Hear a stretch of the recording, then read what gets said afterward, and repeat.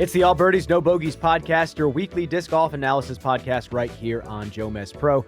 I'm your host, Brian Earhart. My co-host, Nate Perkins, joins me, of course. Nate, the Ale Open is complete. And in Sweden, disc golf is big time there. You've played Ale. We got a lot to talk about today. Simon Lizotte's coming on later in the show. But first, let's recap this Ale Open. This is just an unbelievable property. Number 2 in the world right now, I believe. Is it really? Wow. Just paint the picture. Bring us in for all who haven't been there. Yeah, I've been to Sweden a few times and was fortunate enough to have some time off to get up to this property.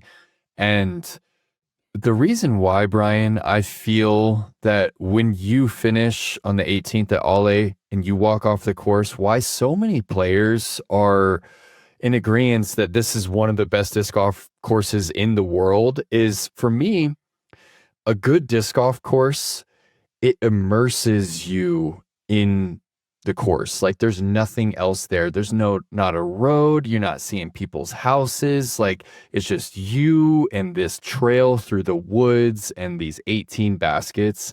And that's exactly what I felt at Ale. It is this immersive experience. It's almost like a ride.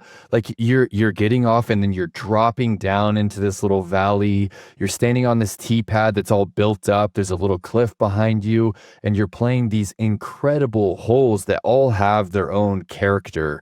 And that's it. There's nothing else there. So you're immersed in the game. And that alone, I think, is enough to kind of separate a course from other courses. But then the design here is also exceptional. Every single hole is unique.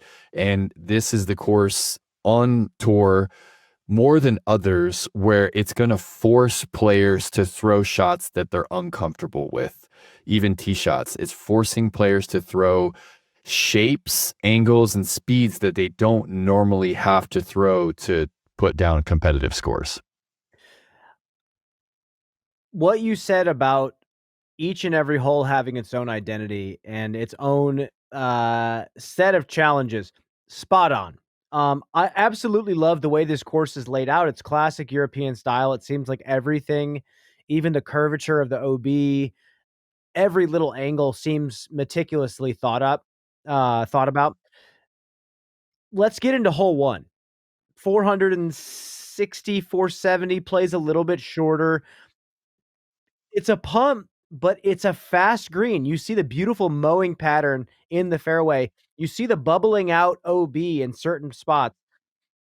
If you want to blast the overstable disc and come in, you're not going to get a favorable skip. You're going to skip OB. I saw so many players go OB left.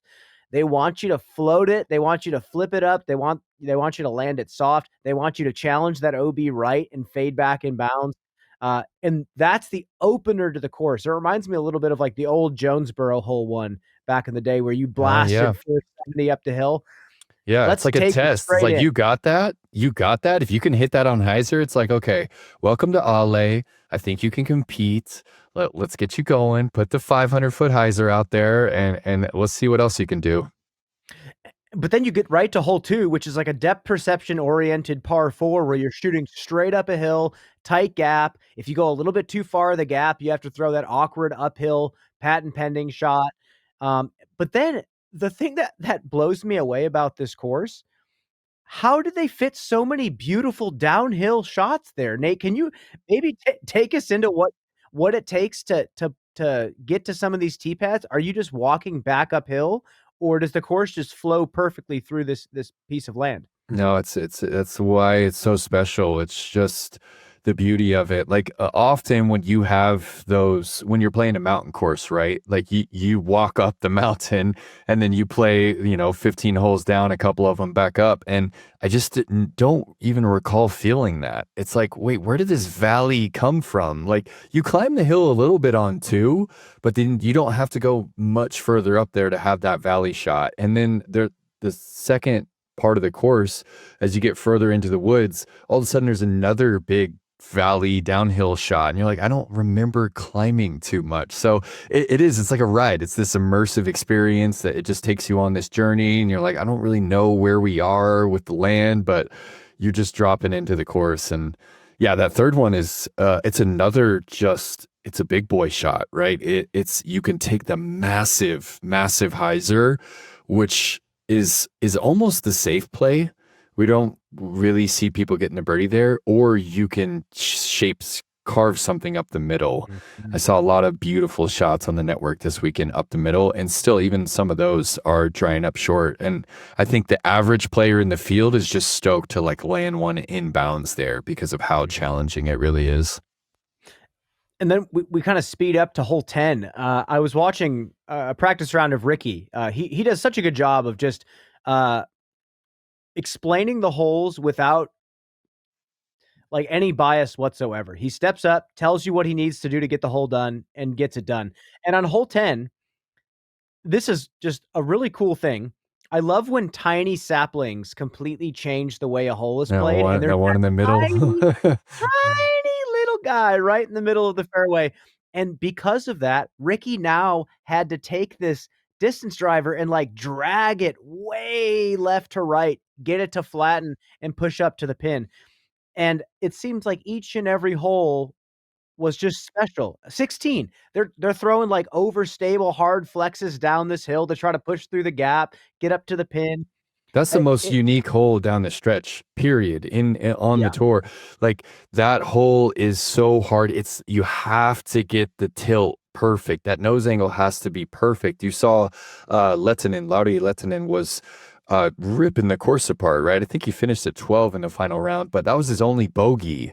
He just barely got the tilt wrong and it unwound quicker than he wanted to, and then he's OB, right? And yeah. Niklas got that one down the stretch, and Ricky faded off a little early, had a big putt, and that's when he took the lead for the first time, and the entirety of the event was right there. So I love having a hole like that where you can't predict, right? I think that keeps you on your toes. I think a lot of the times, the elite at the top, we kind of know, especially final day, they've already played the course a few times.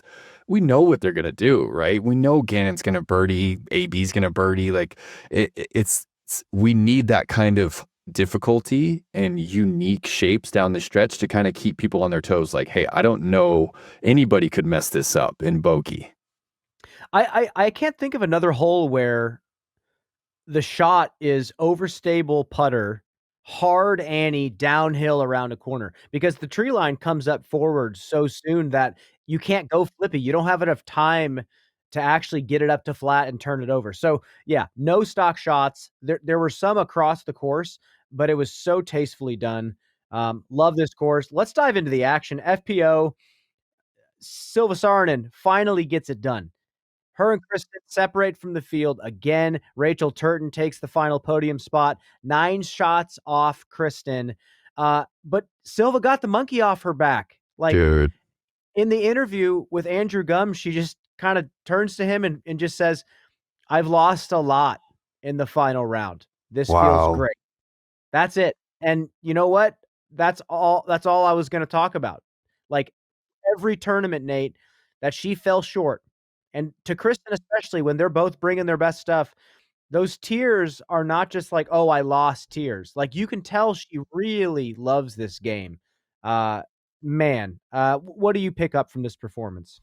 Well, I looked at the scores after round one, and Silva's 2 over par. I think Kristin was like 5 under, and I'm like, okay, I kind of thought they were in the same league in a sense, and I guess Kristen's just separating, and I was like, well, I really wanted Silva to be battling her again, and then all of a sudden, check the scores round two, she's back in it, and tune into the network for this finish, and it was just incredible, the composure that Silva had down the stretch. And what I want to talk about here and why I think that this is really going to open the floodgates for Silva is I really feel, of course, every player wants it. Every player wants this, especially when you got the skills like Silva and you're almost tasting victory on the elite level.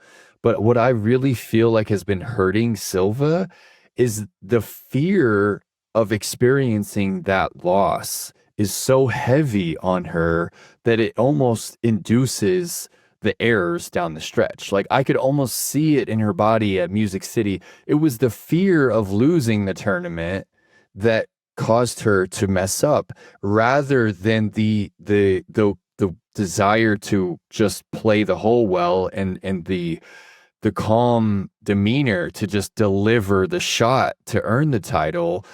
It was the fear of letting it slip and once again letting Kristin catch you from behind. And now I think what's going to happen, Silva's already lost so many times. That fear of losing is going away, and now she's won a tournament. So it's like you've done it. You've experienced that. And now the fear of losing isn't going to be as big of a deal because you've already tasted that victory, right? So I think she's going to enter a new domain when it comes to the psychology behind being a champion, right? She doesn't have to fear never being the champion at the elite level. She's got it now. Now just go and get more, right? You know how to deliver the shots down the stretch now. Go and recreate it. So I really think that this is good for FPO. It's good for Kristin, great for Silva, but we want another person competing. We got 3 majors coming up, and she's going to be in contention at all 3. Can't wait. And again, brings her own idiosyncratic way of playing the game to the table.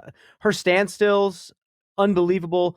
The stabilities that she chooses, just different from Kristin or Missy or Own. Like they all 4 of those players bring something different to the table. Like it's very exciting with Paige coming into form, Holland having just a phenomenal season. These majors coming up, I can't wait for Wisconsin. Can't wait to see them on a short technical track. Can't wait to see them over in Estonia playing that park style golf. We're going to get to see these top players coming into form on 4 to 5 different tracks, all different. But you know what, Nate? You know what's the best for FPO right now? After round 1, a 13-year-old, Julia Fours, pops off a 4 down. She's 1 shot off the lead. Bam! Look at that shot. That's unreal. That shot. If you are listening to this on audio, go to Julia Four's Instagram page. Look at this kid rip. I first saw her when she was 12 years old, posting some practice videos. My jaw dropped to the floor. It's just so clean. It's What do you insane. pick up? Well, dude, it's just insane. 13 years old. I'm trying to recall what I'm doing at 13 years old, and it's not delivering high level anything, really. It's not doing anything that Julia's doing. Not only is she delivering shots like this, but she's also just a well-rounded human being, and she's given us interviews going, "Hey, I'm just playing my game. I'm just focusing on my shots." And Brian, she just won on the Q series. Yeah, I think she got top 10 here at Ale, but she just got a dub. She just shot 960 rated golf, 9 under par to win a DGPT Q series event in Sweden, the Eastern Meadows tournament, won by 3 at the age of 13. So this is just unprecedented across sports, really. I think that there's few cases of athletes like this. I mean, I think of like a guy. I mean, it's crazy. The wrist is free. It's free. There's no fear. And Nate, the form is so simple. I see a lot of Paige Pierce in this throw. Just simple, clean, quick. Wow. Great off-arm engagement. Look at these laser beams. You're going to be good anywhere, Julia. Keep playing. When you're 13, I'm coaching a 13-year-old right now. Oh, cool. And one of the biggest things I told him early on was just stay in love with the game. Like you're going to get better no matter what. Yeah. But just stay in love with it. Don't make it the most important thing in the world. Go out and have fun competing. Enjoy the thrill of it. And I just cannot wait to see Julia evolve because all the things gameplay wise are there. It seems like she crumbled a little bit, obviously in the next couple of rounds, but who cares? She's 909 rated. I mean, she's just crested 900, and to even cash, and it's off the charts, man. She shot 90 points over her rating in round 1. Incredible. Yes. That's Okay. sick. That is sick. And you know what? We're going to see more of her. We don't need to go any farther. I know Julia Forbes is going to give us some more highlights. Nate, Kristin is, you know, coming off a second place performance, coming back over to the States, Second. playing the preserve. But Nate, let's look at this season. First at Waco, second open at Austin, first at JomezPro over Silva, another good battle. First at Music City Open, second at Champions Cup, first at Kona Peach Day, second at Ale. She hasn't even gotten third yet this year, That's Nate. it's hard to even believe that she hasn't even missed second or first. Her best season where she won all of the majors, she won the Grand Slam. What was her worst finish there? I mean, she definitely got, seventh at least once there. I think personally that the consistency there, first and second, is to me more impressive than 5 wins and 5 top tens, right? I think to always be the person that they have to beat, I think is a little bit more impressive in the long run. You're right. And I agree with you because disc golf is a sport, and I've been saying this recently, and I'm realizing this more and more as I commentate. Disc golf has some of the coolest highlights of any sport. Some of the craziest showcases of accuracy with the human hand that I've ever seen. But it also produces the lowest of lowlights, the most humiliating lowlights in all of sports. And and crazy stuff happens in this game. Really weird, unpredictable stuff happens. So consistency at the top level, I'm just growing to realize, like you said, it is mind-boggling in disc golf because Walking a there's some days, tightrope. man, there's some days your hand just doesn't want to work. You show up, you're 1,000 rated player, and you got Shaquille O'Neal hands, and you just don't know where it's going to go. You're missing free throws left and right. And yeah, it's just it's really impressive. And I hope she continues because we're going to see more battles. Selfishly from the viewership perspective, we're going to see the players coming into their form and they're rising because of what she's done. Oh, absolutely. We're I'm seeing looking for some fireworks. this bar is being pushed so high, and when it's unfortunate because when the Europeans aren't there, when Kristin's not there, Holland goes just destroys the tournament, right? And they're like, oh, but Kristin wasn't there. Ugh. And it hurts me, right? Because Kristin wasn't there, it doesn't mean that the level of play wasn't through the roof. Like Missy was playing good and Holland is still just peeling away. And I know that Holland is also pushing the game forward. Missy is also pushing the game forward. Paige has pushed the game and is still in a way pushing it forward. And I think that Kristin is also doing that in a different way with the consistency, the lack of mistakes. And so for this to all converge and for us to see this division, really this sport just being driven, like we are exponentially changing. They are exponentially changing what is required to net titles. And it's going to be incredible that they're all coming. Is Kristin's coming back for U.S. Women's, Yeah. right? Yep. Okay, so Yep. she's going to preserve. I just saw Silva's on the list, so we're gonna have a full field for it, man. And we've been talking a lot about Europe and Estonia Worlds, but the first major coming up is going to be theirs in Wisconsin, and it's going to be good television. And I don't know when we're announcing the big news. I don't think we are yet. We're not Nope. yet. Okay, Oh, cool. that's perfect. Nicely done, Nate. Okay. We're not Nicely announcing done. it yet. We're not stopping this recording because I didn't blow it. I didn't blow it, but Nate, anyway, I'm stoked. I can't that wait. major is anybody's game. Cannot wait. We got to get to this Simon interview. It's going to be a doozy. We got a lot to talk about there. I just want to reflect real quick on what played out in MPO at Ale. Niklas got Ricky. Niklas again shows us that he's the man. And another come from behind win. What do you think?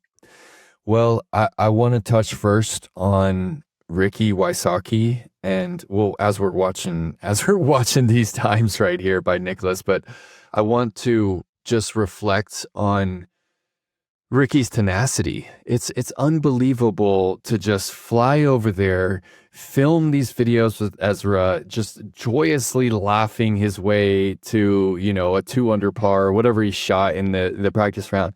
And then to just go out there in the rain and the wind and just shoot a 10 under par at a monster of a course. Mhm. How long can a player continue to deliver at the top level? Like how it's he to me reminds me more of anybody than Rafael Nadal. Like he just Mhm. has so much grit. He has so much energy. It feels like you can never stop the man. He's in an amazing state of mind, and he can do in uncomfortable conditions what other people are just struggling to shoot like par.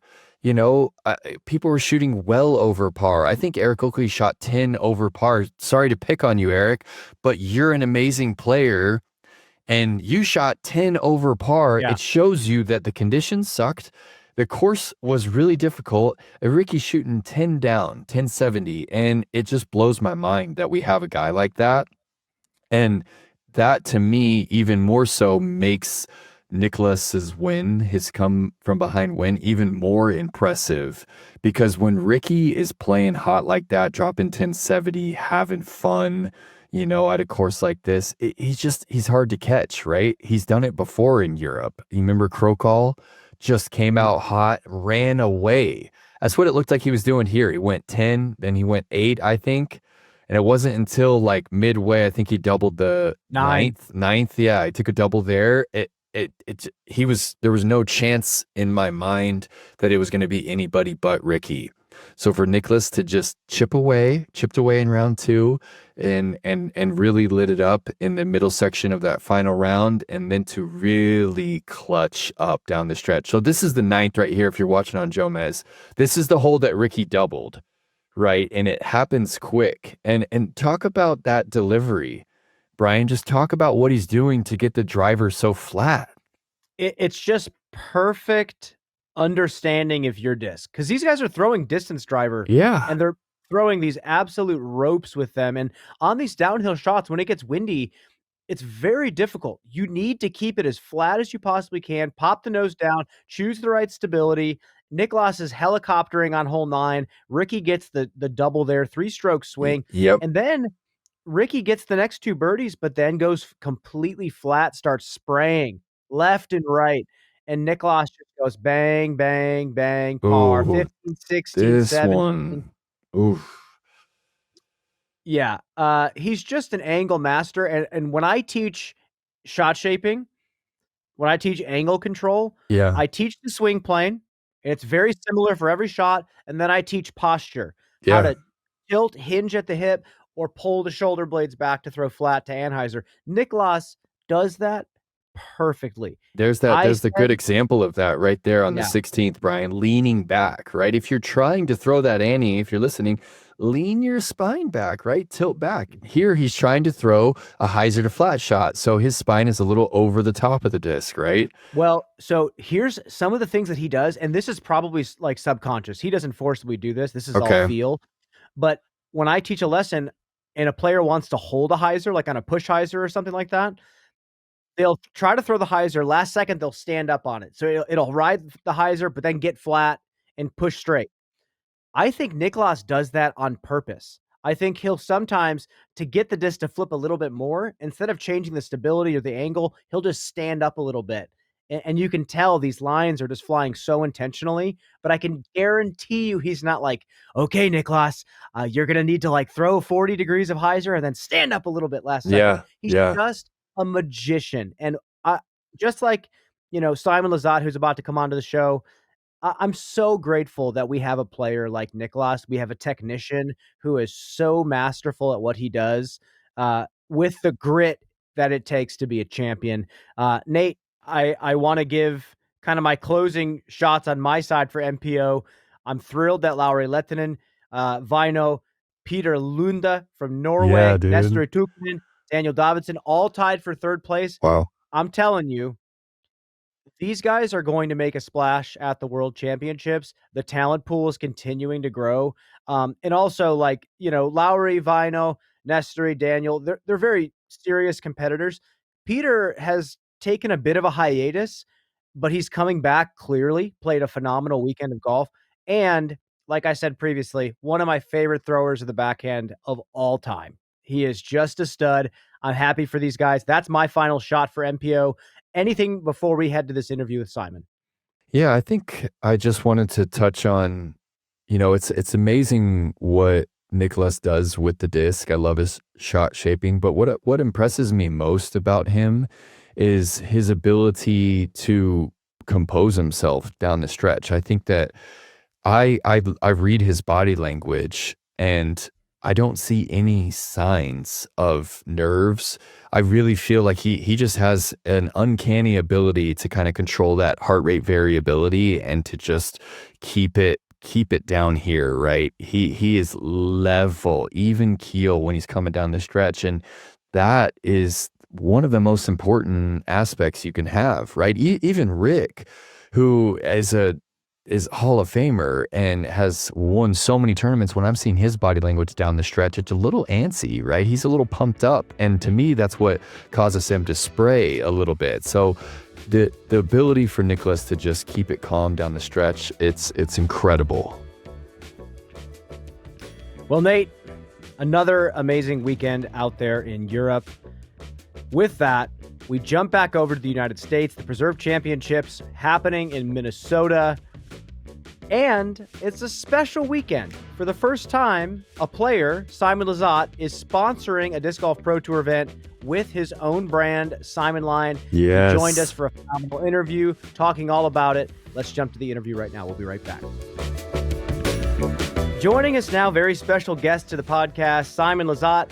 Simon, you join us from the comforts of your own home. How you doing right now, my friend? Pretty good. It was a nice, beautiful summer Sunday here in Massachusetts.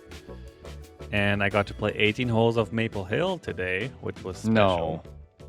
And I also played 18 holes at the Wachusett Country Club, which is, if you've ever heard of the Wachusett Mountain Range here and the reservoir, it's a beautiful sight. And yeah, 2 times 18 holes today. I look a little sunburned. Wow. I just noticed in my camera here. But lots of birdies on Maple, lots of bogeys at Wachusett. So when you go out to play Maple, are you still like playing from the tips? Are you playing like the gold layout? No, today actually we didn't. We played a couple golds. We kind of mixed it up a bit. I played mostly diamonds and then probably the third golds, and then I think we threw a white in there as well. Golds, it's not really what I would consider the most fun disc golf. It's definitely very challenging, and I mean, if I wasn't here all the time, of course, gold is the layout I'm trying to play, and I understand everyone who wants to come play golds because it's just so iconic, and Yeah. it'll kick your butt, and you'll lose your favorite disc. But no, yeah, I've lost too many discs that I really love at Maple Gold, so I kind of tame it down whenever I can. I gotta ask though. I'm looking at your YouTube release schedule. It's unbelievable. Almost Off the every single charts. day, you guys are putting out content. Were you filming out there today, or were you finally able to get a round of peaceful disc golf? Yeah, I think actually my memory isn't the greatest because just I travel and I do so much, so I can't, sometimes everything becomes a blur. But I almost want to say that this was my first round off camera this year. Wow. Which That's insane. I filmed a lot in the past couple years as well, but this year is definitely the most it's ever been by far. Yeah. And it felt really nice to not be mic'd up and not worry about trying to say something funny or entertaining after each shot. So definitely was looking forward to today. That I knew I was just going to go play. Doesn't happen often anymore. So I want to ask a follow-up question. So this season, you're always on camera. It's pretty incredible what you're doing and still playing at a pretty solid level. Couple second place finishes, you've had some top tens. Do you feel like you're always having to be like performing even when you're out there on the course trying to compete? Yeah, in a sense, but part of the job. I kind of grew to like it. I definitely used to be more on the shy and introverted side, even on the course, but it kind of grew into something I'm most comfortable in. Kind of out of any setting in the world, I'm probably most comfortable now on a disc golf course in front of a camera. Like that's Wow. just I'm so used to it. Wow. Well, talk to me about Dustin. Dustin is the guy that's been following you around all year. He's a good disc golfer himself. He's filmed for the Disc Golf Network before. Super good dude. You were telling us off camera, it's not just filming and editing that he helps you with. It sounds like he's taking on kind of this helpful role outside of even just filming you.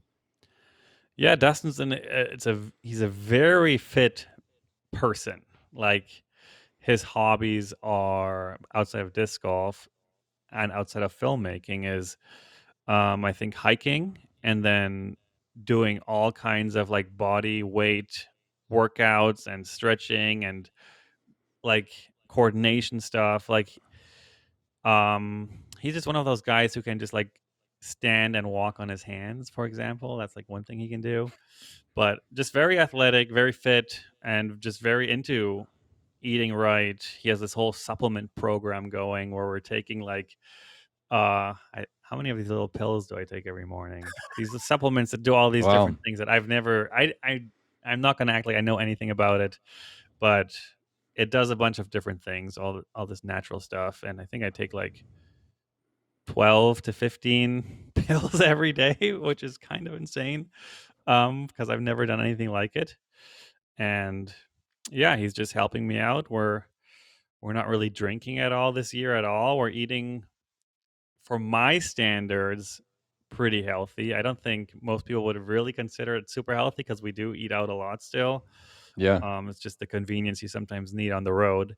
Yeah. But no, overall, I'm Losing feeling weight, great. feeling fit, man. That's great. Love to hear it. Yeah. How much is Dustin like a part of your golf game? How in tune is he like with your bag, and when you go practice and stuff, are you talking about shots with him? I see him caddying for you. Is he, able to like, dissect the course a bit with you? Kind of, sort of. I'm out there kind of doing my own thing most of the time. I sometimes will turn to him asking here, like, here, what do you think? This or this? And I mean, so often it happens that he thinks, oh, this is clearly a forehand. And I'm just like, dude, like, forehand literally was not even on the list of thoughts I was thinking about here. Like, I usually look at a shot and see, like, let's say 2 to 5 options. And then I'll ask him what he thinks, and it's like an option outside of the 5 that I even had in my mind. So it's been pretty funny. Because yeah, the easy forehand up shots where all the top players just take their overstable putter or mid range and just Hmm. chip it up to the basket. I like to throw my proxy or something on a nice little floaty anhyzer to the pin or something. So yeah, I just do a couple things like just different and a bit unique. And I think Yeah. even after 7 full events now, it Yeah. still kind of throws them off sometimes of the choices I make. Yeah. I want to go back to you talking about eating healthier on the road. It's really hard to do that. I remember trying to make healthier choices on tour and almost laughing at myself, like how easy it is to fall back into old habits. What does the eating healthier look like to you? And like, what restaurants are you gravitating towards? Menu choices you're making? Yeah, so what we're doing better than I usually would do is we mostly eat breakfast at the Airbnb. So we usually buy like some good eggs, some bacon. We always have some fruit and yogurt and granola and stuff, just to have like basic breakfast that is kind of homemade and just your kind of standard stuff. And then we also have our go-to chili, which we always make with some Ooh. ground beef with like 5 different beans and like a salsa in there as well and some spices. and just like very protein forward, I'd say our diet. Dustin always says, "Yeah, dude, a healthy diet is just protein, protein, protein." And I'm like, "All right, I'm here for it." Sweet. Um, What a and gift that is beyond just the filming that he's offering, man. It's yeah, cool. that's something I really wanted when I first had this idea of, hey, let me Yeah. travel with a kind of content creator. Let him also be like a fit dude who will like kind of just pull me along. It was like kind of like a double whammy. Yeah, to check both those boxes. It's a fit dude. All right. We're good to go, man. I got a fit guy on the cam. No, it's good. That's good for you, Yeah. Simon. I love it, man. I love to hear that you're dropping the smokes and losing weight, not drinking. And how do you think how do you think that's going to translate to a dub in your near future? Like you've been close, and you just mentioned that you really see the promise, that it's like it's there. What tournaments coming up on your schedule are you really eyeing that you're going to get things clicking? Honestly, this week I've been eyeing for a while. Obviously, I know we're going to get into it a bit with the whole Simon Line sponsorship for the Preserve this week. I'm flying out on Tuesday morning. And I mean, the first time I ever played that course Mm-hmm. with Cale's course design philosophy, which is kind of close to mine, where we kind of want people to throw your next shot where you threw it. There's no weird OB lines or Mm-hmm. hazard rules. You kind of just the best disc golfer will win at the end of the week. And Yeah. I feel like that property has laid out for me, and I've never really strung a couple good rounds together there. I think I've got second there once and maybe third once. Well, that's But stringing it together. You don't yeah, you don't feel like you were in I the have done mix? okay. I have done Was okay, that but when it's Nico? Was that when I feel like you were there when Nico came when out on Nico top, won, I think right? I got second or third Yeah, I feel or like you were fourth. right there. You were right there on the 18th. Yeah, I was right there a couple times, but obviously Ricky has a really good history on that course, Mm-hmm. and yeah, I've done okay, but I feel like for what it potentially could give me, um, maybe this is the year. I've been playing pretty okay, So when you're and thinking about a tournament, you're thinking about the preserve. Like how into the course are you starting to visualize? Like, are you already thinking about some of the lines? Like when you're out there at Maple Hill, are you thinking like, hey, this is like hole 5 at preserve. I need to try and throw this hex like this to try and match this fairway. Are you thinking on that level? honestly, no, not yet. Um, I mean, I went out to the preserve in March after the Open at Austin, and I redesigned a couple holes, and we did a couple tweaks with Cale and their local team there. Sweet. Beautiful drone shot right here. This is sick. Wait, what are the tweaks, man? Well, I want to hear about the hole changes. Wow, Nate, you didn't watch my freaking YouTube video about it? I can't watch them Unbelievable. all, dude. I can't watch them all, I man. know we're Hey, overloaded. hey, hey, I'm gonna step in because don't worry, Nate. I watched it twice, and let me structure the Dude, questions let's here. hear this, man. I want to hear this. It was great to just listen to you guys talk shop. I loved watching both of you kind of look down a line, and it seemed like a couple times you said your opinion on something, and Cale like had to do mental gymnastics to try to like get on the same page right away. Yeah. Off camera, were you guys butting heads on any course design philosophy stuff? Honestly, not as much as I expected.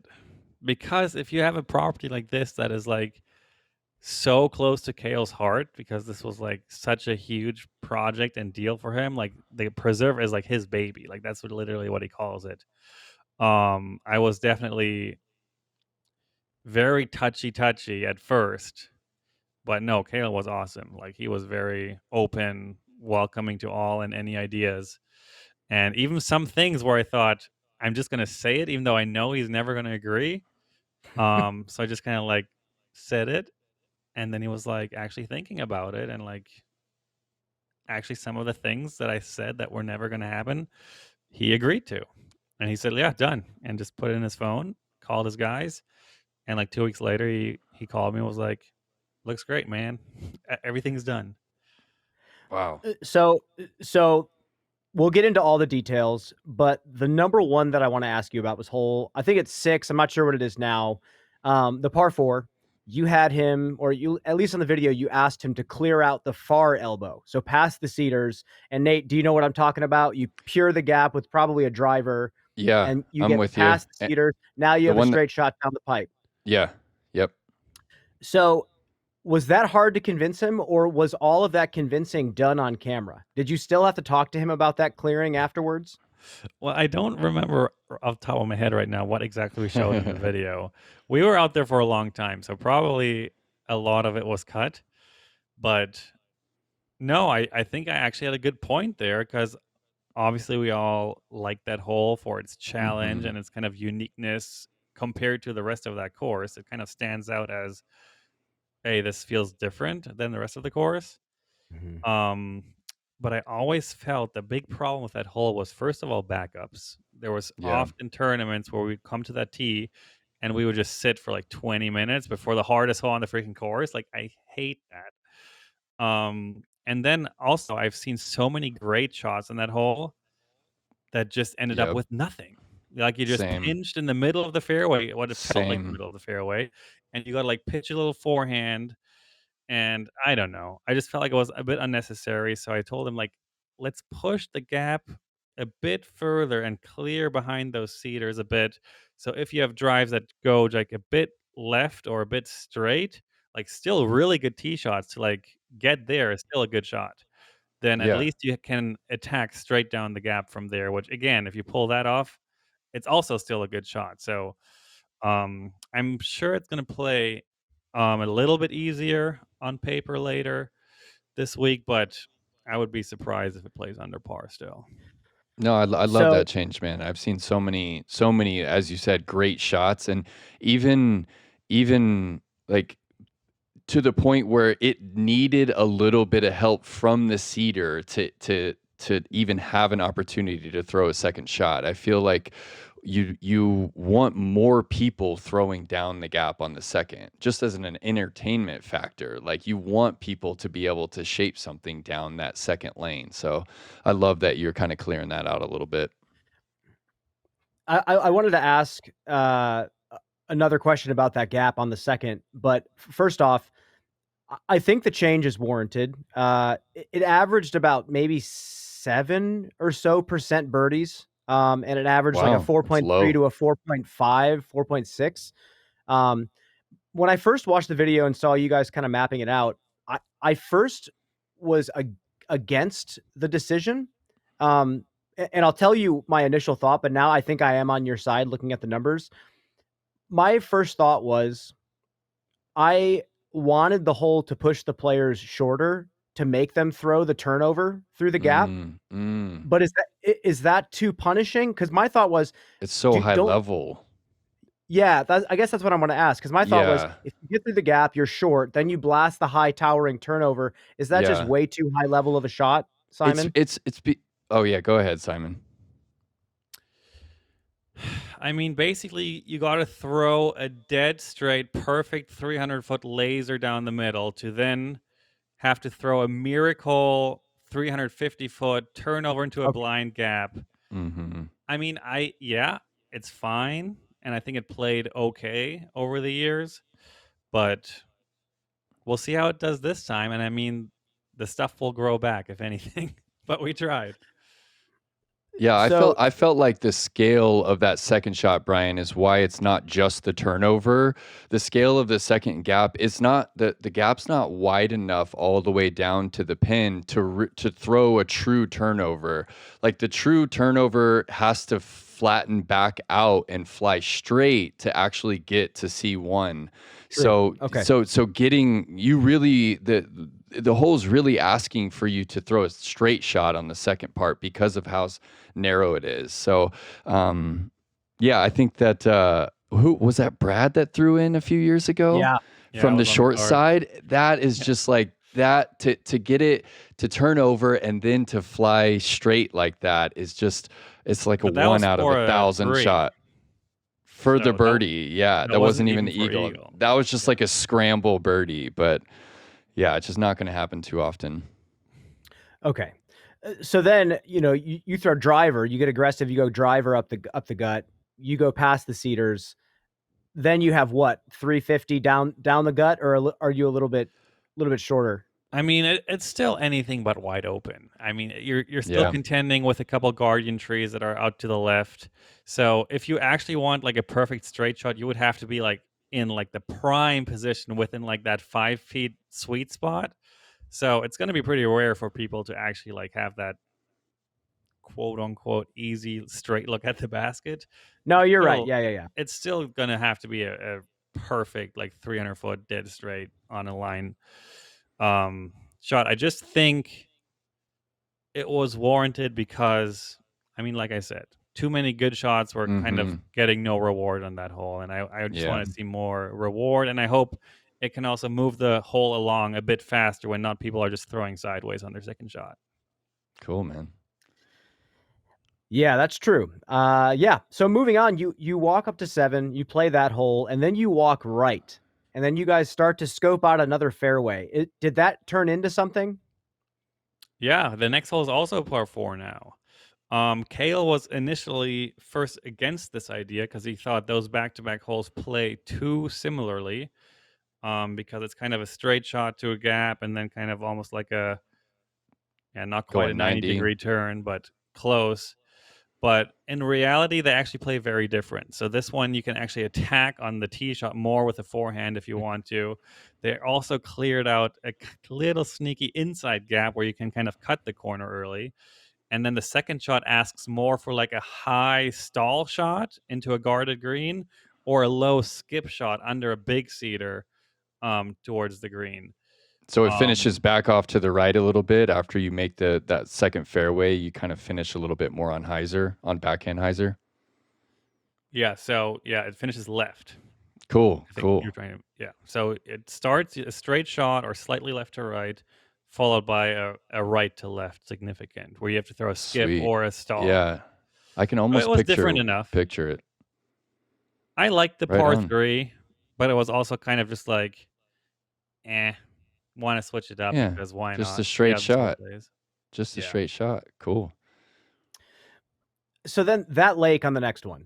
That one, I felt like they could just never quite get it right. There was that one position that was on the hill, the Mhm. big, mulched hill. There was Mhm. one Yeah. where you had the left side and You the could right play side you could with the play both. bets. Yeah, that was Yeah. crazy. People like the So cards split up.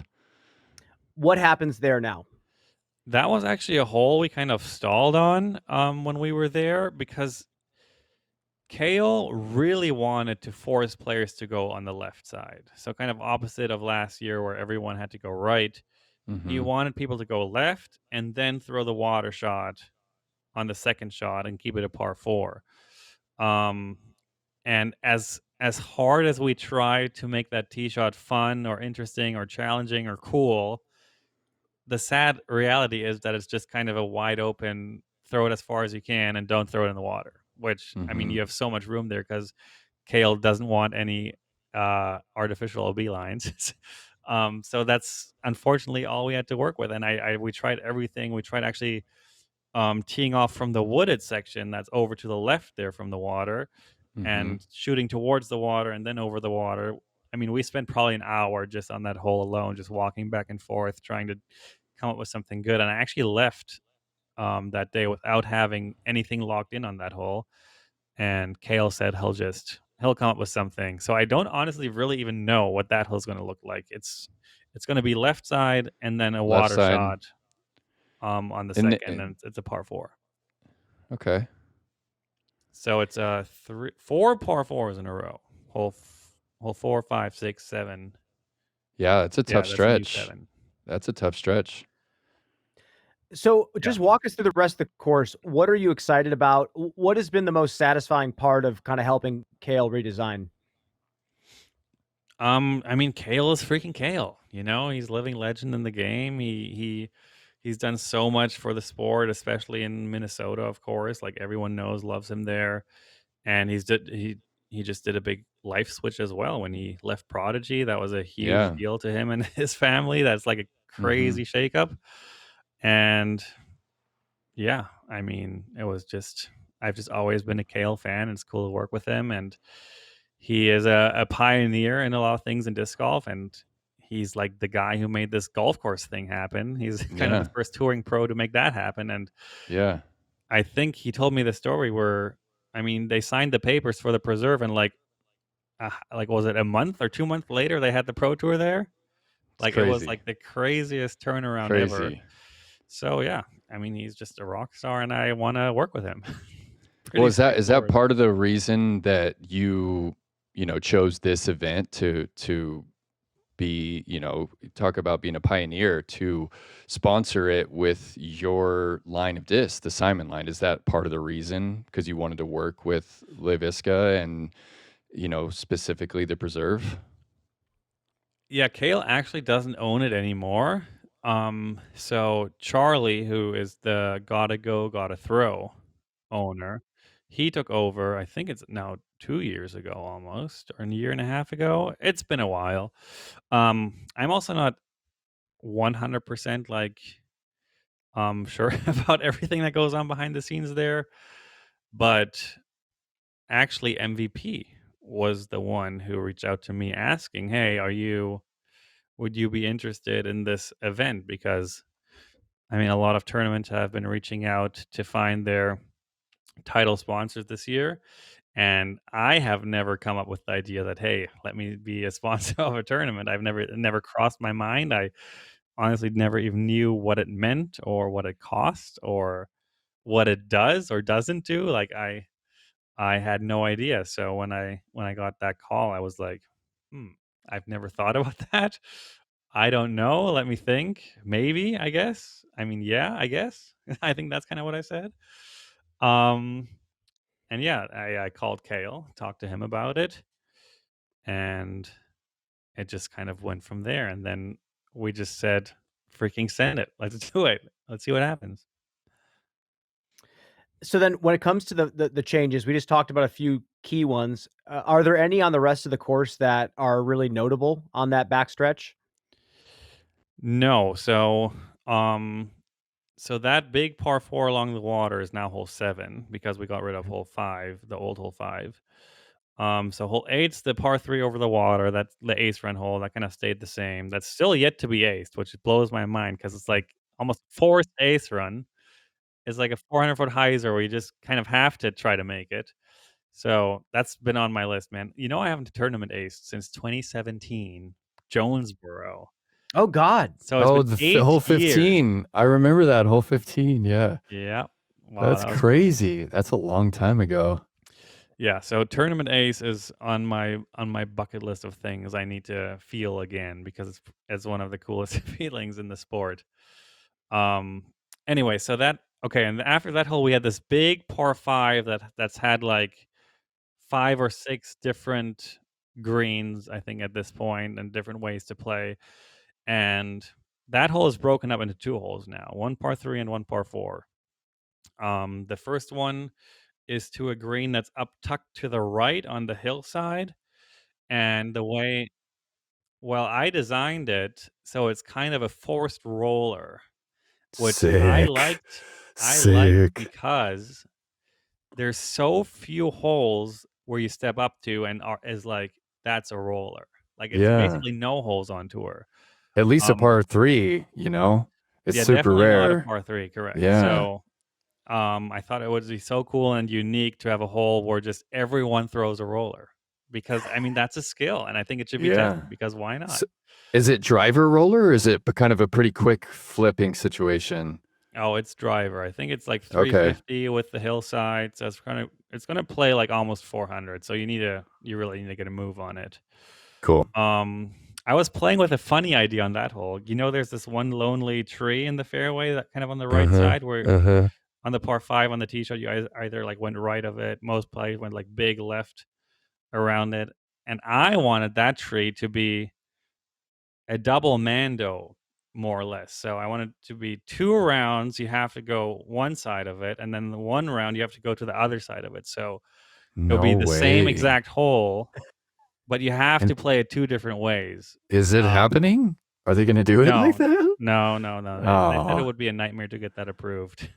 I just oh. thought it would be a cool idea. It would be called like a rotating Mando or something, I thought. Yeah, I But love that. maybe It's one day I'll have a hole where weird. it's like a It's tree in weird the that we have. middle, and the Mando just switches side every round. That's actually the Okay. first time I've ever heard that. That's sick. I just had this conversation the other day at Hornets Nest Park. Do you know hole 15, the gauntlet hole, the really tight gap? Do you know what I'm talking about? Yeah. So I always thought if you turn the Mando the other way, it turns into this huge high stalling turnover, and it would make it a sick hole. I think that'd be a great idea. PDGA, Yeah. It's a simple approval. Yeah, it Just is. give it to us next time. And There you go. Nathan Queen still would have won. He still would have just hyzered her around. Lefty hyzer, baby. Yeah, we just got lefty hyzer. Yeah. And then the par 4 after that is basically a shot where OB actually comes into play. Probably the trickiest tee shot on the course, I'd say, when it comes to being scared of OB. It kind of comes in pretty tight there. Kind of where your second shot used to land on that long par 5. That's where your tee shot lands now. And then the green is not tucked to the right into the trees anymore. It's like further and up on this built up green where we've never actually played to. Okay. Cale definitely said that part of the property has always kind of been like he always wanted to get there somehow, but never really could tie it in. So we cleaned up the hillside there and the basket sitting on top. It's gonna be an interesting par 4. I mean, we had to use a lot of imagination there on how it was gonna look when it's done. So I have trust that they made it look good. And where's the tee pad for that? The tee pad's like still over on the right side, so you're still throwing kind of a turnover. No, it's a bit more left. So you play the par 3 up to the right, and then you kind of walk across the whole fairway to the left, and then shoot okay.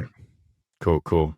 Does the green bring that creek into play at all, or is it like further up the hill away from the creek? The creek is, I would say, in play, but you would have to throw a pretty errant shot to land there. I mean, I say that now. I've never played the hole, so I could be wrong. I just from memory, I think you would have to throw a pretty bad shot to land in the creek. Gotcha. I can picture the green. Yeah, and that's basically it. We tried to tweak the back nine a bit. I think hole 16, the mound shot, we added a second pin position where there's going to be the pin on the back side where it's always been, and then one of the rounds we're going to pull it a bit closer to the front side. And besides that, it's going to be it. Plus, world's biggest rubber ducky is going to be on site. I don't know if you've heard about that. Stokely's going to love that. You know Scott Stokely's going to visit for that. I mean, I think people are going to be on site just to see the rubber ducky. That's crazy. Simon, how big? How big is this rubber ducky? Are you going to be there, Brian, or no? I'm not going to be there. My anniversay is that weekend. I was supposed to be. Well, it is bigger than you think it is. Is it bigger? Is it bigger than a T-Rex? Nate Doss. What was I saying? Nate Doss. It is way bigger than a T-Rex. Oh, wow. It's like a 5-story building or something. No way. Or That's more. insane. Probably almost a 10-story building. It's insane. I've got to book my flight. The saddest part is that obviously a rubber ducky should be on water. I mean, like, duh. But actually putting that thing in water is such an undertaking where they need like a boat and a crane. So the price to put it on water was like so. I mean, for disc golf standards, just way out there. And putting it on land is like a sixth or even less, like almost a 10th of the price. So, unfortunately, wait a second. It will be and on land. Is that you're footing the bill? Like you're paying for the rubber duck? No, I'm not.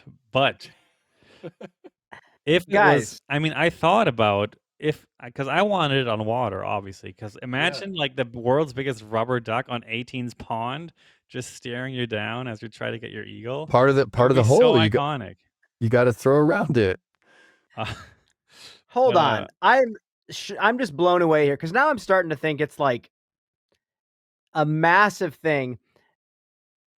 It's really rubber. It is 300,000 pounds. There you go, Brian. You see it? 300,000. This is insane. I thought that was a blow up doll. I thought that was like an AI image or something. It is see the building there. 300,000 pounds, 60 feet tall. Thank God. Thank you. This is great. How do they bring it in there? Probably trucks. I don't freaking know. It's an attraction. It's actually a thing. Like, people follow this ducky around. And Charlie actually sent me an email this morning of a mom who like desperately wanted to go see this rubber ducky with their kids, and they like missed it in like some other town I was in like last week. So they were asking like, "Hey, is there any way we can go see the duck without buying tickets to the disc golf event?" So, I mean, this is moving. Wow. Yep. Who would have That's known? a big old duck. Who would have known? I can't wait to see it personally. I think it's awesome. Same. Whose idea was it? Like to bring it to the preserve? Not me. I don't know. But when I first heard it, I was like, that's hilarious. Why not? So when it comes time to present the trophy, are you going to be presenting the trophy? Like, ooh, I have not even thought about that. I think you should. I think you should present the trophy, especially for FPO. But even MPO, it would be sick if you're like battling for the win, or even if you win. Like, presented, that'd be cool. Yeah, it's like, all right, congratulations to me for winning the Simon line. Yeah. FPO, yeah. If I play well enough, then I can do it because I won't have teed off yet. And if I present it to myself, yeah, that would be freaking a one for the ages. That'd be epic. Well, would make a good vlog. It would make it a good vlog, especially if you win MPO. Right. I want to ask though, you're sponsoring this tournament with your Simon line, your brand. Are you planning on sponsoring players at some point? Juniors players, pro players, anything like that? I wouldn't say planning is the right word. Want to, yes. I have not really put a lot of thought or logistics into this yet at all. I still feel like I'm so in the middle of my career that I haven't really thought about spreading my team yet or anything like that. But it's definitely a thought and a want, but that's future time. Well, I want to ask just one last question about this kind of thing. Fast forward into the future, contract's done, you have options, maybe the Simon line grows into a bigger brand. When it comes to sponsoring players in like today's landscape of disc golf, is there like an archetype of player that you would look for to sponsor with a big deal, or is it just situational? I'd say most likely I would start local, but that's probably about it. Any other types, I don't think really. Probably starting young and local. Okay. There you go. All done. Yep. Well, Simon, you just told us before off camera, making the trip over to Europe just does not sound appealing to you whatsoever. You're happy being home. Obviously, you're going. It's going to be an incredible stretch. I think you're starting out in Estonia, correct? Yep. Oh, you're starting out the major. Yeah. I like being home so much, and I miss my family so much, and every time I have to leave the house, it's just completely miserable. And I don't ever want to leave again, basically. Yeah. It makes it so hard. Yeah. Well, you're doing it, man. You're doing it. You're doing a great job, Simon. You were just talking the other day. I think, where was I interviewing you at Cascade Challenge, and you were just kind of opening up and being real and talking about how there was like a moment where you weren't even sure if you were going to play professional disc golf anymore.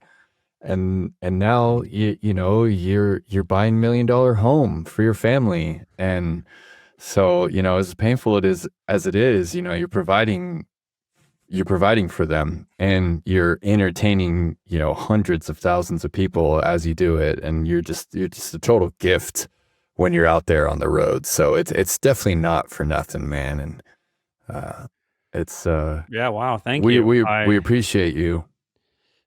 Yeah, I definitely would not be doing it anymore if it didn't feel like in some ways worth it. Yeah, good, man. Good. I'm so Well, happy that disc golf finally got there for you too, because there was that just period of time where you were one of the best players in the world as far as the skill set goes, and yet you weren't making as much money as some of the other players because you hadn't quite won the world championships yet. You hadn't won at the elite level, and like you were making some good change with Discmania, but like not quite pushing into the millions. And it just all wasn't feeling worth it, even though you had this craft that was like at the peak of it all. So I was just elated to see the contract and know that you're, really experiencing everything that you've been working towards since you first picked up a disc. So Yeah, it's it's been a wild ride, and yeah, I really can't wait to see what's next. I really don't know what's going to be next when I'm done with the full-on pro athlete touring disc golfer life. But I'm excited to see it. well, Simon, thank you so much for joining us. Anything else going on in your life that you feel like the people should know? Ooh. Damn, I always should prepare for this question, and I never am. I'm looking around. Help me. Does my desk have anything interesting? Well, you bought the painting behind you. Can you tell some of Oh, the viewers the story? yeah, that thing so is this dope. is pros? No. What was this called, Nate? Strokes? Something strokes. Yeah, it's the Uplay fundraiser, the disc golf strokes. Disc golf strokes. Yeah, okay, that's Mm-hmm. what it was. Yeah, so they've been partnering with some artists and some professional disc golfers. And obviously Uplay is this organization that helps bring discs into kids' hands basically and do a bunch of work with schools and baskets, like basically make sure there's a new generation that loves disc golf. And I've always been very, very um impressed, I think is the right word, with Zoe and Dustin and all the work they do for the sport. It's really cool. So first of all, I wanted to donate, of course, to help the cause. And then they're selling these amazing pieces of art that were made with artists plus pro disc golfers. I was actually part of one as well. I painted with German Jules, who also created a really cool piece of art. And this one behind me was actually Kristin and Silva Let. And yeah, when I first saw this, I was like, you know what? I'll try to freaking outbid everyone on this one. And I think even like if there's ever hard times, I think maybe a painting by Kristen Lett in like 10 years and 20 years, it might be Yeah, worth something. So it might be an nice investment. We'll see. investment. Nice, dude. Well, Simon, thank you so much for your time, my friend. Good Before luck he at the preserve. You before got he something, Nate? I do. I just want to tell my story. I want to tell my Okay. story.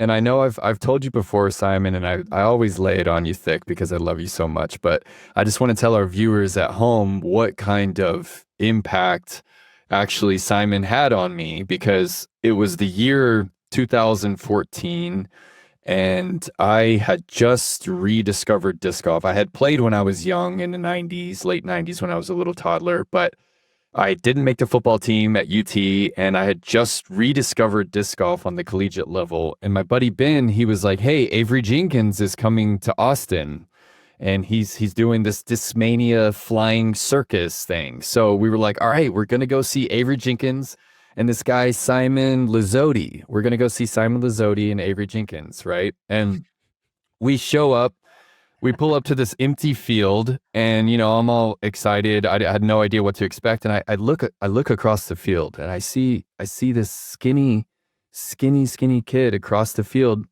He was probably 800 feet away, 900 feet away, and then I see him throw a disc all the way back to where we were standing. He literally threw the disc like 780 feet back to where we were standing. And then he ran over to the field, and then he picked up all his discs, and then he just started chunking the disc 700 feet back in the other direction. And I was just like, what is happening? Like, I had no idea. I had thrown the disc a little bit, but I had no idea.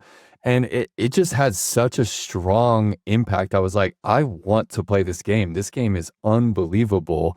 And then come to find out, we were there for Avery Jenkins, and no dissing Avery and his accomplishments, but we really came there to see Simon Lizotte and the impact that he had on me, but more so, Simon, the impact that you've had on thousands and thousands and thousands of other people with what you've done on the course with the Simon line, and what you did with all the trick shots and everything, and what you do on YouTube. I think it doesn't, you can't even overstate how valuable it is to have that kind of influence on someone, even one person. If you influence them in a positive way, like, you have done an incredible service, right, to someone, and you've influenced thousands of people to pick up the game and commit to it. And now there's all these pros saying, hey, I saw Simon and his trick shots, and now I wanted to play, and there's people that mimic you. So I just want to thank you for the impact that you had on me. I remember coming up to you and telling you, like, I'm going to be a pro. I'm going to play with you one day, Simon. And you're like, all right, whatever, man. But the impact you've had on You me. did. And I did, and then I beat you at the Beaver State Fling, in 2019. I'm like, let's go. But the impact you had on me, but the impact you've had on thousands of little kids out there, I hope that you can take a little bit of that and keep it with you, because it's you've done a big service to a lot of people, and we're thankful for you, man. We're so thankful for Simon and the Simon line. That was too kind, Nate. Thank you. I don't know how to respond to so much nice things. It's not my strength to take. That's all right, man. You invited me to your wedding, man. You paid it back. All right, perfect. Well, with a blushing Simon, Brian Earhart, Nate Perkins, we're going to say so long. We'll see you out there at the preserve, my friend. Always a treat talking to Simon. I'm sure this is not the last time we'll have him on the show. Nate, I feel like an absolute moron, which, you know what? Dude? In that Why? moment, I got tricked. I got tricked by the internet. How? I was looking up how much the world's biggest rubber ducky weighed, and I was freaking out when I found out. 300,000? Tell me it's not 3 Nate. million, dude. It's 30,000 pounds. Still unbelievable. Okay, 30,000. That's that's the same 15 thing. tons. That's the same thing in my mind, It's like, I don't know No, how it's not. that's so heavy, dude. So hang on. They're both hang just on. like, So what I read, it was 300,000 pounds, what I read, but then I checked another source, and another source, it was a typo. I then go back on Google, and I type in, what things are 300,000 pounds? This is what it fed me. And this is not an article. This is just the stupid AI answer that it gives me. Yeah. But it's too good not to share. A few things that weigh around 300,000 pounds include a blue whale. Yeah. So there you go. Wow. A transformer, which is not a real thing, and the amount of plastic that ends up in the ocean every 9 minutes. Wow. A dismal array of different answers. That's crazy. And I have to argue with the transformer. That's totally a real thing, dude. I've seen the movie. It's real, dude. We can have a whole conversation on All Birdies about what is reality. Oh, no, but okay. the plastic thing is really sad, dude. That's so sad, man. Yeah, thanks, Google. Thanks for correcting me in that. Come on, AI. Yeah, you know what you're doing, AI. You're trying to depress the man. But you know what? It's a reality, apparently. So moving on, it's 30,000 pounds. But Nate, what do you make of the interview with Simon? It sounds like he's really excited for this upcoming week. I just love talking to Simon.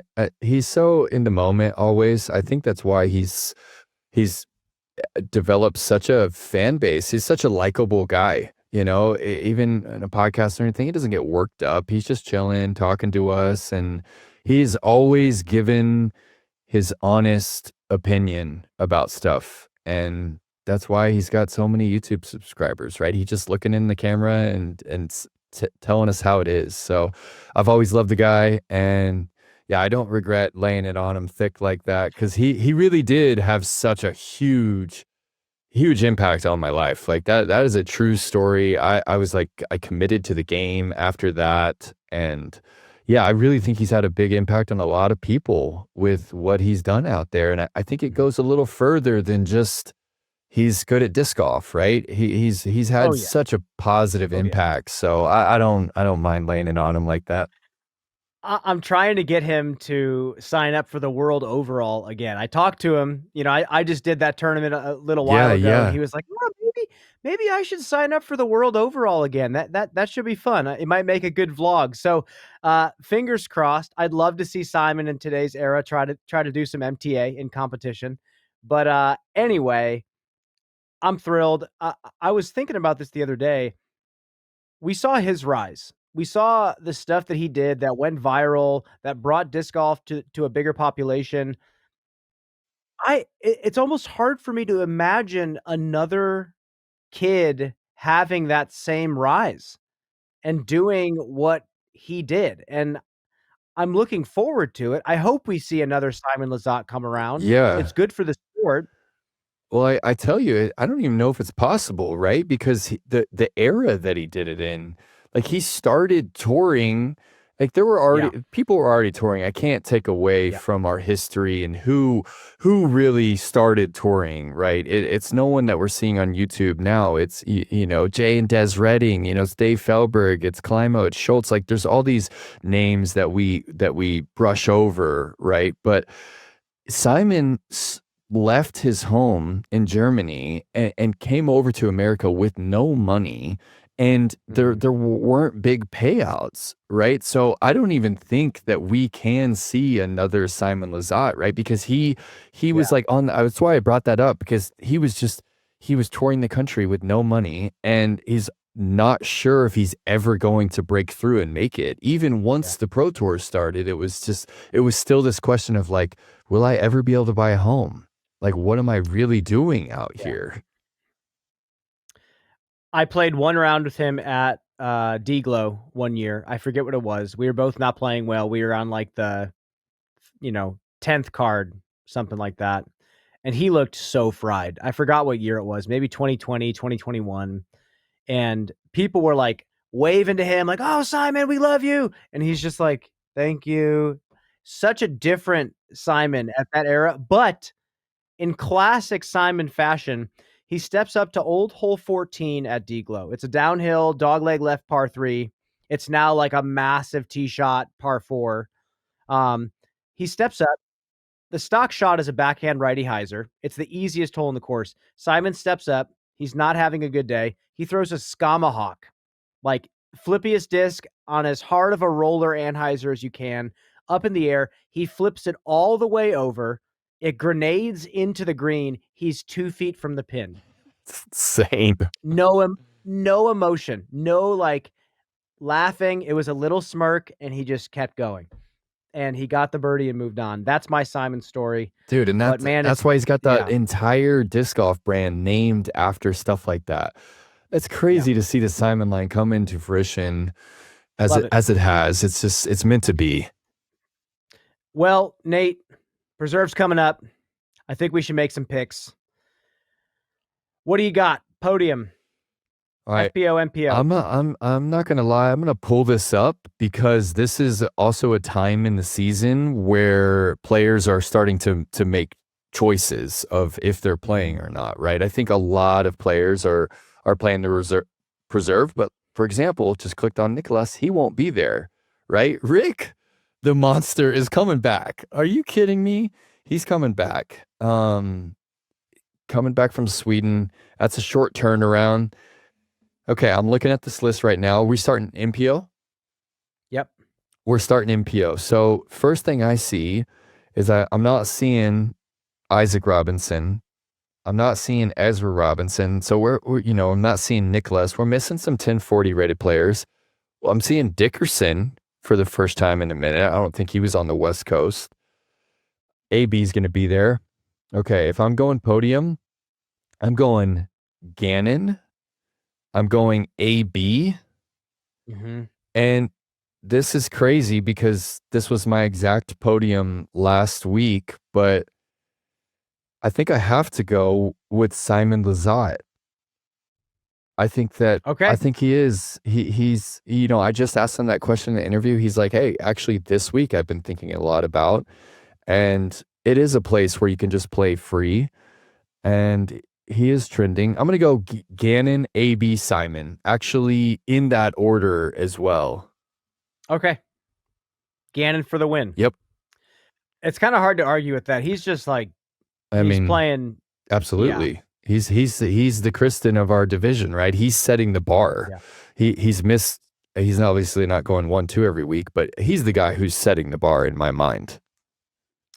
All right. So Gannon's a shoe-in. Maybe next pick we'll have like a ratings, like a fantasy disc golf style ratings cap. Yeah, like we take out Gannon AB, like we take out the top 10 or something. Well, no. We say it's got to be like like 3,090 maximum rating. Okay. For your dude, let's so it's like do average that. 1030. That is genius. Let's do that. Yeah, so we'll do that for next week. But this week we're just gonna go cheapo mode. Gannon Burr. You left Gannon off last week. That's why I crushed you, man. You left Gannon off. Hey, it feels good to live on the edge, man. It feels real good to live on the edge. All right, let's see it. Live on the edge with these next two. Show me what that is. I think Ricky hated losing this past weekend. He hated it. Gannon, Ricky, AB does play well here. I'm gonna go Kyle Klein. I'm going to go Gannon, Ricky, Kyle Klein. Kyle's been playing some good golf. His back seems to be okay. And, okay, FPO. Here we go. Kristin is playing. Bang. Holland is playing. Bang. Ooh, Missy or Silva Saarinen. I'm going to go Missy Gannon because the trip back to the States, the trip back over for Silva might give her some jet lag. I'm going to go Kristin, Holland, Missy. That's my podium. Kristin wins. Well, I'm sad to not see Paige Pierce's name on this list. That's a tournament that we normally see her on. I know she's at Bonnaroo at the moment. Maybe that's why she's not going to the tournament, but I would actually pick Paige over Missy in this situation, and I'm Kristin, Holland, Missy. I am in the exact same podium, and I'm going to go Holland gets the dub over Kristin. Ooh. Holland gets the dub over Kristin. Holland goes back to back, and the people at home that continue to degrade these athletes when the Europeans choose not to be at the event will get they'll have a show, right? That they'll understand why Holland is also one of the players that's pushing. Missy is also one of the players. So I'm going to go Holland, Kristin, Missy. Well, Nate, to close out the show, it's been a great one. I'm going to say what I was doing at age 13. Julia Fours is smashing 400-foot golf shots. I was playing Twisted Metal on the PlayStation 2. I was ripping. Oh, that's good. Twisted Metal. What about you, Nate? What were you doing? Give me the grade. What grade is 13? 13 was 7th grade. Twisted Metal came out like a couple years prior. Yeah, okay. So 13, I actually was just reminiscing a little bit with my fiance about that age. 7th grade was when you start, if you're in the state of Texas, right, you are bred to play football, right? Friday Night Lights, that's what you're doing. If you're going to play sports, you're playing American football. And I didn't want to play when I was young. My dad just kind of made me play, I really didn't want to get hit with the pads. I was all terrified, really. And then you get into middle school and it becomes this like status thing of like, are you good at football? Are you going to play football? Are you going to play at the high school? You're going to be on the varsity team? So 7th grade, I actually looked at the 40-yard dash record on the wall and I was like, I can break that 40-yard dash record.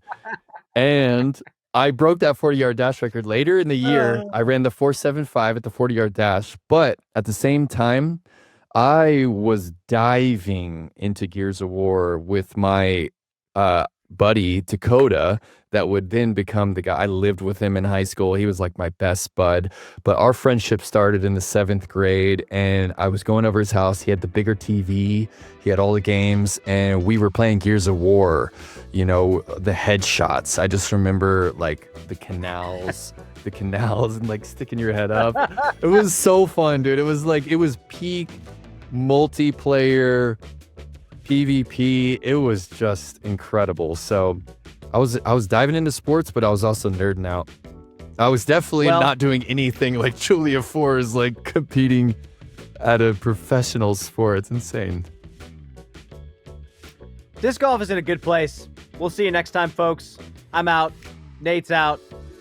Bye-bye.